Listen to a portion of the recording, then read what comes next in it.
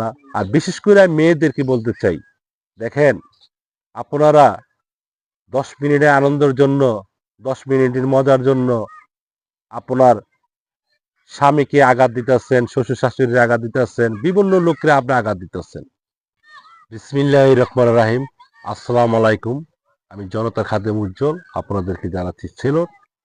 প্রিয় দর্শক, আমি আরেকটা ভিডিও নিয়ে আসলাম নতুন।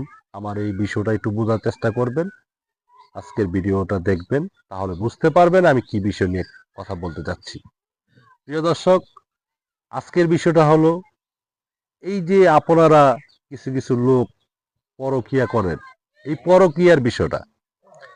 ভাই, পরকিয়াটা যে করেন, 10 মিনিটের পরকিয়ার আনন্দের জন্য আপনার সারা বছরের কান্না। ভাই, এই যে পরকিয়াটা কাকে বলে? আরেকজনের বউর সাথে আরেকজনের সম্পর্ক রাখে। দেখেন, এই যে পরকিয়াটা করেন, এই পরকিয়াটা অনেক লোকের সর্বনাশ হচ্ছে। কিভাবে হচ্ছে? আপনি আরেকজনের বউর সাথে পরকিয়া করেন, আপনি ধরা খাবেন। আপনার এই পরকিয়াটা আরেকজনে জানবে, তার হাজবেন্ডটা কি কি হবে অবস্থাটা, তার বউর কি হবে অবস্থাটা দেখেন তো। ভাই, শুধু বউ, হাজবেন্ড এমন জামাই এমন বউ বিষয় না, বিষয় হলো এই যে ছোট ছোট সন্তানটি, এদের কি হবে? আপনি 10 মিনিটের আনন্দের জন্য আপনার সন্তানকে ভবিষ্যতের কান্না ফালাইতেছেন, আপনি নিজেও কাঁদতেছেন। ভাই, আপনাদেরকে বলতে চাই, দেখেন আপনারা পরকিয়া করেন, এই পরকিয়াটা ছাইড়া দেন, আরেকজনের সর্বনাশ করেন না। আপনার একটু চোখের নিশায়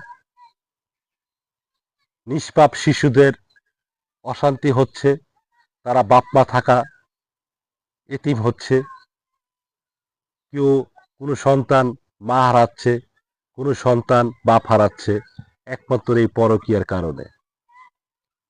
ভাই, এই পরকিয়াটা কত সর্বনাশ করতেছে, আপনারা যারা এই পরকিয়া করছেন তারা বুঝতে পারবেন। দেখেন, এই 10 মিনিটের আনন্দের জন্য আপনি সারা বছর কাঁদবেন। আমি একটা উদাহরণ দিচ্ছি, দেখেন আপনার বউর সাথে যদি আরেকজনে পরকিয়া করে, ওই কথাটা যদি আপনি শুনেন যে আপনার বউ আরেকজনের সাথে পরকিয়া করতেছে, তাহলে আপনার কিভাবে মনটা লাগবে, কি কষ্টটা পাইবেন? সেম এমনই, আরেকজনের বউর সাথে আপনি পরকিয়া করতেছেন, সেম এই সমস্যাটাই, সেও এই কষ্ট পাবে। তাই আমি আপনাদেরকে বলতে চাই, আপনারা পরকিয়া করবেন না। আর বিশেষ করে আমি মেয়েদেরকে বলতে চাই, দেখেন আপনারা 10 মিনিটের আনন্দের জন্য, 10 মিনিটের মজার জন্য আপনার স্বামীকে আঘাত দিতেছেন, শ্বশুর শাশুড়ির আঘাত দিতেছেন, বিভিন্ন লোককে আপনি আঘাত দিতেছেন। তাই আমি যতটুকু পারলাম বিষয়টা তুলে ধরলাম। যদি আপনারা বিষয়টা যদি বোঝার চেষ্টা করেন, তাহলে বুঝবেন, আমার বিষয়টা মাথায় রাখবেন। তাই আমি জনতার খাদেম উজ্জ্বল এখানেই শেষ করলাম। ভালো থাকবেন, সবাইকে জানাচ্ছি সেলুট। ধন্যবাদ সবাইকে।